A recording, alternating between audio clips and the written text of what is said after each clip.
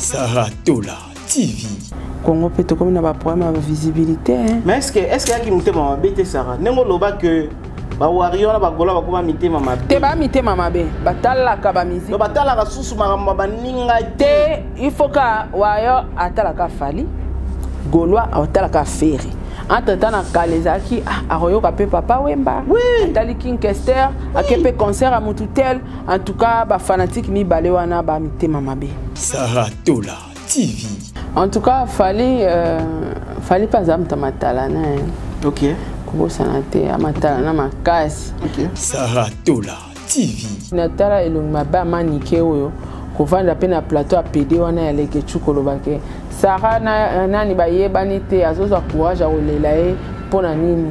Eza po baningi ba kombola mbongo matanga. Déjà nga ba blo a bongo, je suis très sensible na otika mba moko. Donc voilà pourquoi nous avons une décision. Mike pas une décision parce que bah fini sexe à maman na likambo ya salité. Sarah Tola TV. On va te belé. Est-ce que nous signaler likambo na mutu on va payer na va payer. Ya bendo ebela ebela. Ebela. Non mais on a des faux conseils Sarah. Des conseils bien ta. Te bendo ça sonne la musique. Bendo son. Place Fali na faire bazar ça sonne la musique. On sait jamais.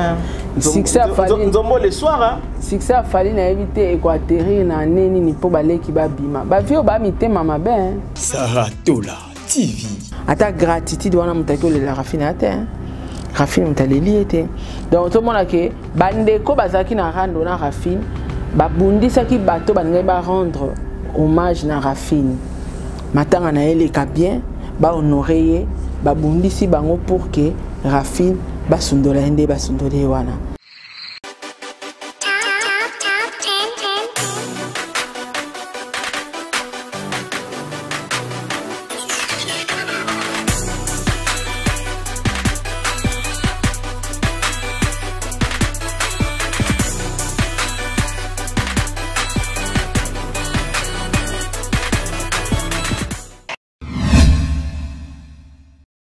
Confort et proximité du service. Véhicule neuf, tarifs accessibles pour tous. Majabou Cab, votre solution pour vos déplacements.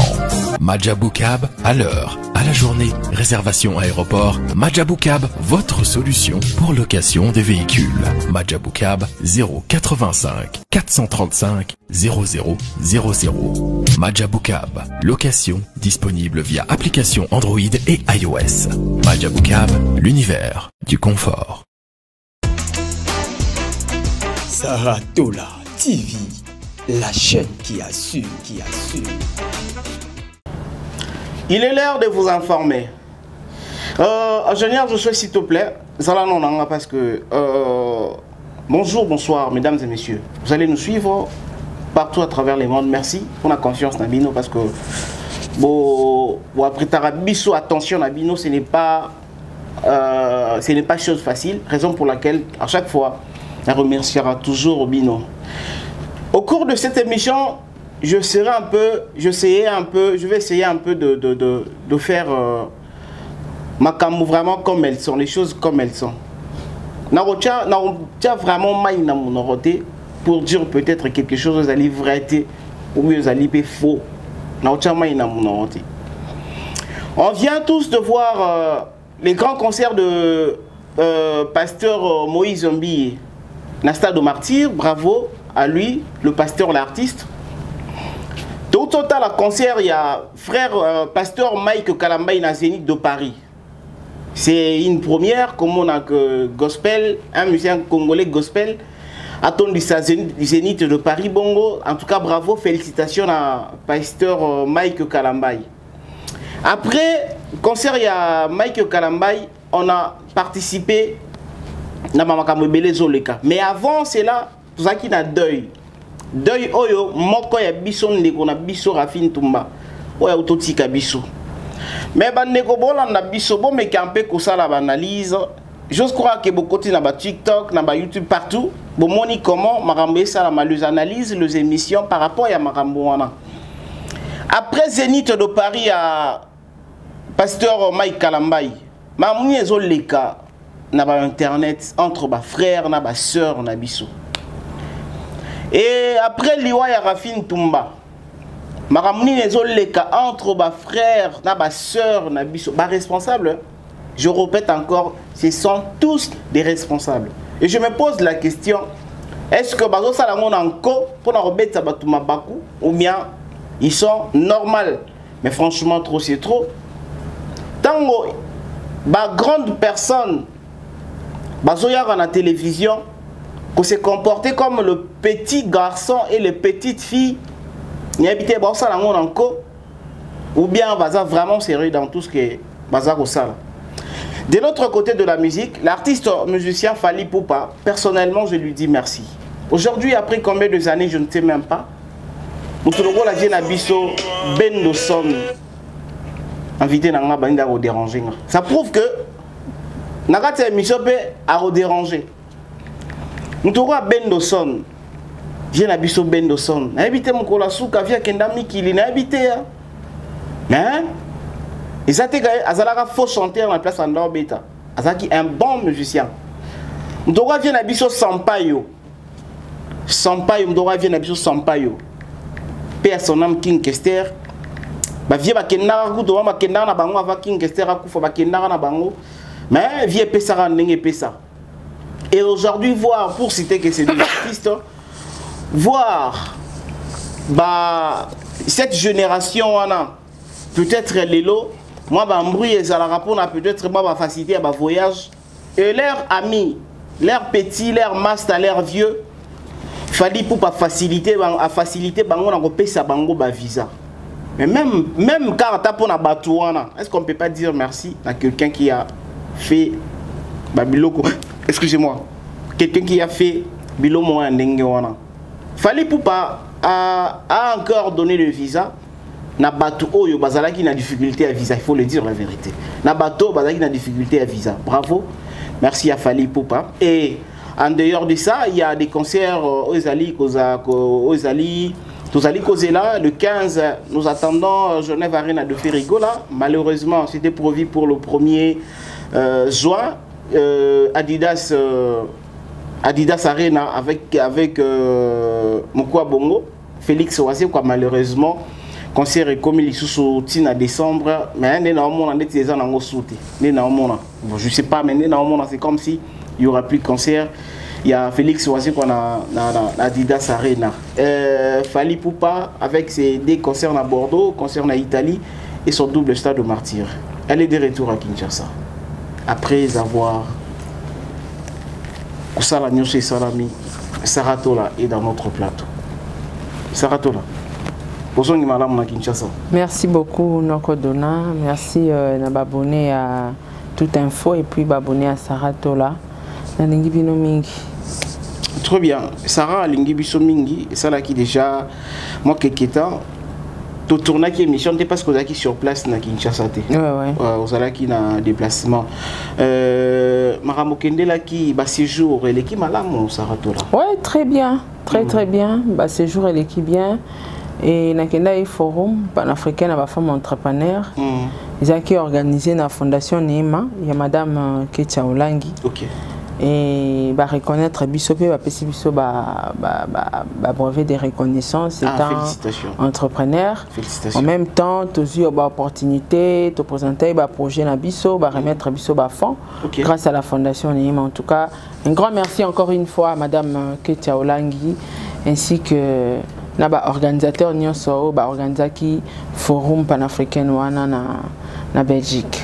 Avant tout, quand la parenthèse wana comme fungoliango donc c'est isa makambu ya lokutate que isa na ba organisation isa que quand tu présentes projet nayo et que bandimi yango ba PCO fond donc c'est vrai ba PCO oui quand tu as un projet oh ils ont la norme il y a place aux que nous bête à porte ils ont que ça les projets mon boy ya ma musique que côté on a ministère entrepreneuriat. Très bien. Ça va pas passer. Biso zaki na ministère entrepreneuriat de petites et moyennes entreprises. Oh bazaki lié bon fondation Neema na kati ya conférence au monde toi na fondation Neema toi na Fujek puis ça rappelle fond et dans fondation il y a Anadek Azape a na Congo tout monde fondation Nadine Nongo Baometu il y a beaucoup de fondations tout monde création il y a maman Nabiso Esther Michang pour elle info et Zalaki donc comme Ifda il y avait beaucoup de fondations bah soutenir et puis beaucoup de ministères PO et Bazala qui derrière ces projets. Très bien, Sarah Tola. Ce sont ce genre d'initiatives chez nos sœurs, nous avons vraiment besoin.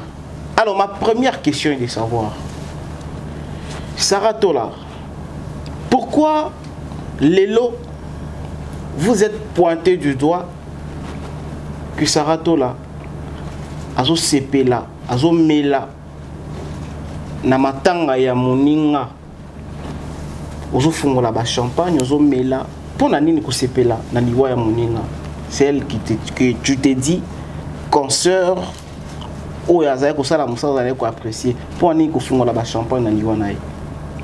En tout cas on préfère pena longwana nga Linette. Oui. Repose en paix Rafine Tumba. Repose en paix. Au moni Papa Dona soki batu balingi ote to mutalingi ote moni okola to osala malamu mai na yo bakobongola yango masuba A na yo bakomisa yango B B na yo bakomisa yango C.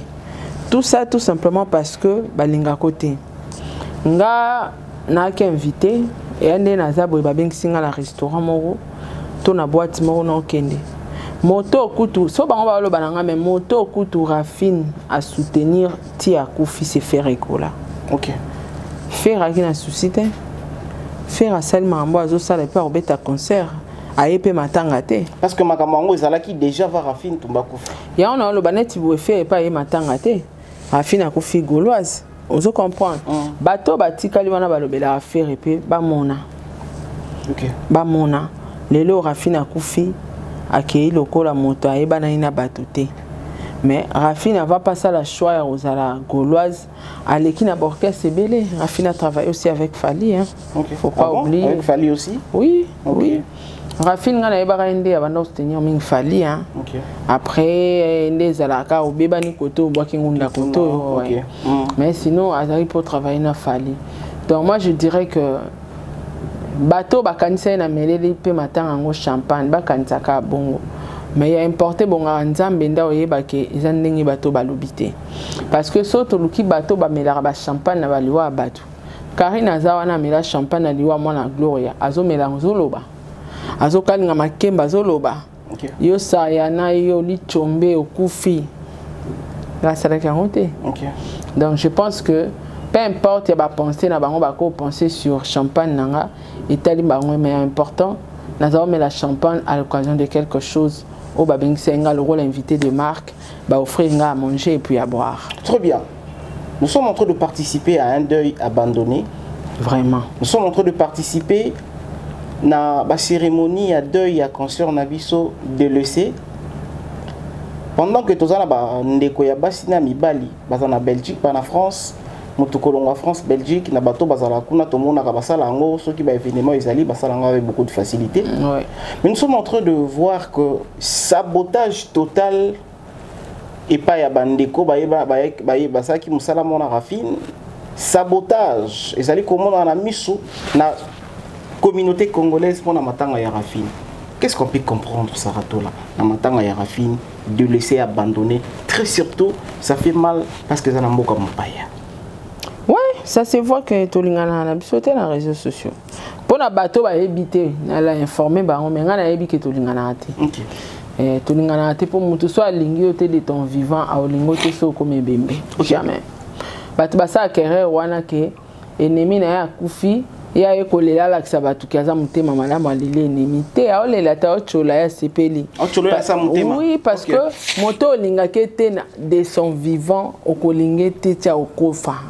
Yango ba rendre Rafine ba compte rendu. Rafine a kufi muta okundaye batu ba okundaye ba monana ki oui.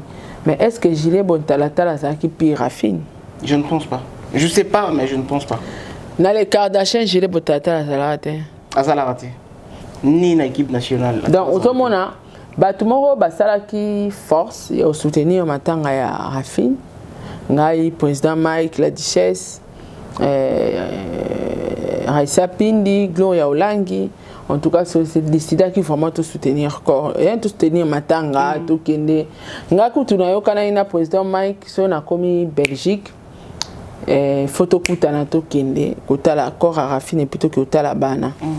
Et dans tout ça, tellement baninga na bazali na posa Rafine kundama na ONRT, yo mo moni ba scandale ba créer na minute mu ke.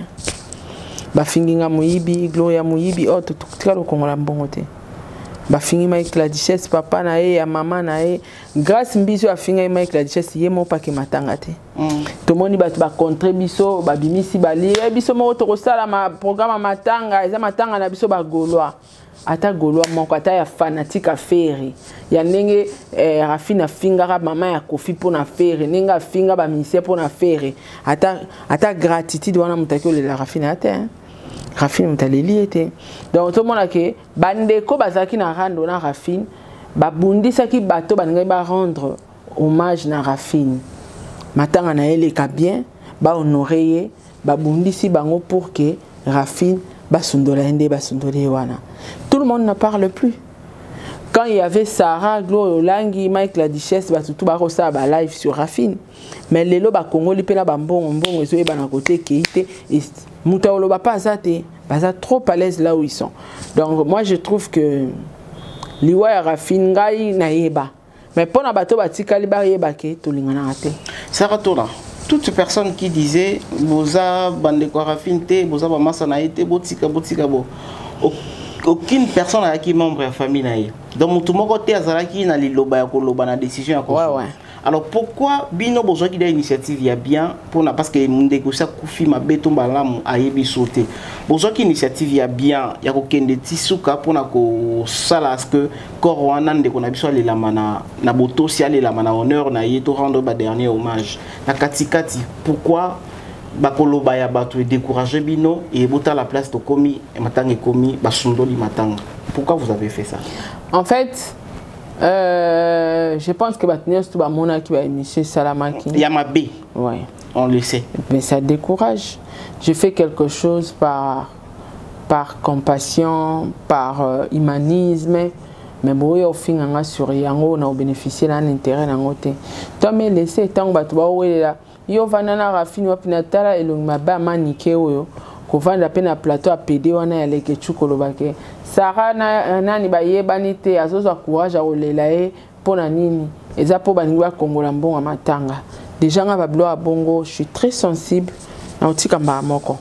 Donc voilà pourquoi on a eu décision Mike pas eu décision na parce que ba fingi sexe à maman na likambo ya salité. Gloria Olangi bakangi moyibi na salata cotisation. Donc voilà pourquoi tout le monde avait laissé. Bon, mais maintenant oui, vous avez laissé, on accepte, tout accepter maintenant quand les bongo. Le conséquence c'est que j'aurai mieux que conseil. Les lots tous, nous les savons que Rafine Toumazala qui est un peu vraiment pas bien vers les artistes. Kota la pete nenga kindana Kofi, kota la nenga kindana badeni les na batuma pour na faire bien sûr. Alors les lots Rafine Toumba a Kofi. Nenga Kofi wana et tout le monde c'est comme si bino na biso ya basi. Bon matisi lisusu to ya mafinga lisusu ya kofinga na ba parents, kofinga na bana, kofinga na bino moko. Donc même ndeko na bino nenga kufi bongo ça vous enseigne toujours pas, ça vous interpelle toujours pas. Conscience na bino ko songa te que non, oui, boko tika na barando. Mais du moins comme na ngata barando ma professionnel, botika na non ba vie privée, boté ya marate. On est dans l'inconscience nous tous. Batu baza ba inconscient na ba inconsciente na kati wana. Ce que zara po mutate ya mafo mutaku fase que toi banyama. OK. Nga sina te ya mana makambo belé na ba réalité belé na kutana on a vie. Donc pona te ya mesenga liwa ya batu te pona te ya ma. Donc bato nde ba na conscience te wana ba continuer ka koza na conscience te lobby kuna et rattraper bango. Parce que nga te ya mana déjà. Na te ya mana ba réalité nyonso na kutana on a vie.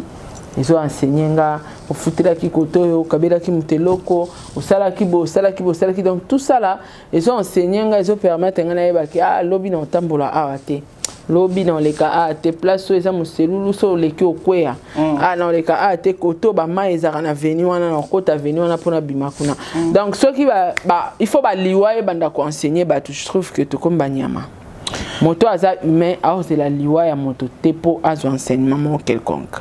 Voilà, merci beaucoup Sarah Tola parce que c'est aussi regrettable, je ne sais pas si vous êtes au courant que à Kinshasa, j'ai été informé que la famille de Rafine Toumaba qui présence, il y a des journalistes et pas na bangote. À Kinshasa, il y a même des youtubeuses au Basiranda qui na matanga, babengana qui bango même dans le quartier babeti bango. Pourquoi? Parce que le journaliste ba chroniqueur, na ba chroniqueuse, bazali ko sambwi saliwa yande ko na bango en disant qu'il fait rallier Kofi Aleye, Denile Saliye, Asaliboye. Donc, message wana nyoso tango ezo koma na famille et ezo tumbola bango puta komona ki ba perdre une jeune fille, une maman, va perdre ndeko na bango. Mais bino bo me mango na ba polémique na bino. Dans la matanga na Kinshasa, c'est comme si la famille de Rafine Toumaba qui présence ya ba journaliste était. Tous en conscience s'il vous plaît. Alors, Casino, pour bientôt la date m'a échappé. Nani oh Josey oh ivoirienne. Asala is sold out. Casino a publié qui Arcel ou à TikTok ou Asala is sold out. Eh, Congo peut comme na ba problème de visibilité. Mais est-ce qu'il y a qui monte mama bête Sarah? Nengo loba que ba wario na ba gola ba kuma mite mama be. Te ba mite mama be. Batala ka ba musique. No batala ka susu mama ba ninga te. Il faut ka wayo atala ka fali. Gaulois atala ka ferry. Entre-temps, na Kalezaki, Aroyo Kapé Papa Wemba, Atali King Kester, a Kepe concert à Moutoutel, en tout cas, ba fanatique mi balewana ba mité mamabe. Ba vrai mité mamabe. Mais tu vois qu'il voit quoi le bail qui non à remercier Fali parce qu'il fallait soutenir hier. Alors bah ouais, bah quoi question matin billetté. A bien remercier Petit Fali parce qu'il a soutenir hier. Ah. Alors Sarah Tola, la question. Après ba visa à Fali, pourquoi fallait tricher l'idée il y a dynastie à Ferrego là il y a kolinga susu le ko revenir peut-être ba master na mususu ba Bendoson ba Sampaio après ça bango susu visa juste après ga faire ça dynastie à kosangisa ba ancien ba collègue dynastie en kenda ils ont marché wapi banzemba Bill Clinton et Simbatin wapi ya Seleo et Simbatin donc espérons il a fallu Simba. Non, il fallait aussi la dynastie, mais juste le fait que ça va visa na ba collègue non mais c'est différent. Il y a sangisi pour nzembo mais il y a sangisi bango pour asunga bango, c'est différent. OK, il y a bango aide. Aider bango bana ba problème ba visa et tout, ay peke ba vie ba kende so ba zu ba visa belé ba ko ya ba long séjour, ba ko ke ba zongi. So les ara ba visa muke. Ah, Bendoson yebela. So talanga ya. Yebela kaka. Pour retour Kinshasa. Oui, mais bon, ça la boisque place moi bo wa te belé. Ce qu'on signaler les camona mutu moi ba peme na ba yo kate. Ya bendo yebela bela. Yebela. Non, mais on a des faux conseils, ça va. Ils a conseillé bien temps. Te bendo ça soni na musique. Bendo son. Place Fali na faire bazar ça soni na musique. On sait jamais. Nzombo le soir hein. Succès Fali na éviter équatérir na neni ni po balé ki ba bima. Ba vio ba mité mama ben. Ba boyo pesa penda chance na ba petit. Alors tala innocent nga kunda mara ayaka na loyenge. Nous sommes balumi. Na ba gez ba wete ba innocent ba Fali diable. Nani ba soyo kanate. Faire diable. Ba kanga musique. Balingi batumsu ba bima te ba bima te bazela ka bazela batan ba vieux carrière na bango kita. Non mais Sarah, on peut quand même dire merci à Fali pour la kotala peut-être la plupart battueurs ont payé sa billet et pardon ma visa et ça peut être pour na ko bimisa bango na moi difficulté moi boy que non bon ba voyager non ba comment na kuna peut-être vie ko sourire na ndenge mosusu et azota la peut-être te kaka moi batu moi boy azota la paix partout il est quand même en félicité pour ça non ouais en tout cas Fali pas amta matalana OK kubo sanate amatalana makasi mais matalana na eza dans le bon parce que azo aider Voilà. Ata sali matalana a été. Même si on est comme ça les canettes ya ba wazé quoi ya ba faire non wazé ko tuna na regretter makasi hein. Ba ko hein? Nani Dieu ça regretter makasi. Anyo kwa mi asali boy pour ko préparer déjà ça non just dina. À ces milliers même la télévision ko senga ba pardon ma. Bah rien, rien. Et combien de personnes? 5. Non. Animateur moko. Mon soso. Équipe mon soso. Nama sana akoma chef d'orchestre. Na bata simami ça tout. Siko na bien wase kwa obeta concert. Pikasi yango anila. Papa dona pardon ya funda batu to sauter. Alinga critique tout sauter ka étape. Merci beaucoup, mesdames et messieurs. L'émission prend déjà sa fin parce que on a presque parlé tout ce qu'on a prévu. Nous sommes arrivés à la fin. Ouais, en tout cas. En tout cas, bateau qui a besoin bobenga mingi maman Sarah ezanini. Na ki obligé à banosola bateau tout téléphone té. Voilà pourquoi na pesi aux explications hein, ça droit de réponse té. Na pesi explication na bayanga. Oh, Bazaki n'a besoin de savoir qu'est-ce qui s'est passé. Et notre mission d'aujourd'hui, Sarah Tola l'a dit. Moi, je vous remercie. Vous étiez nombreux à nous suivre, partager, aimer, très surtout liker, aimer, liker. Quant à moi, on se retrouve prochainement. Au revoir.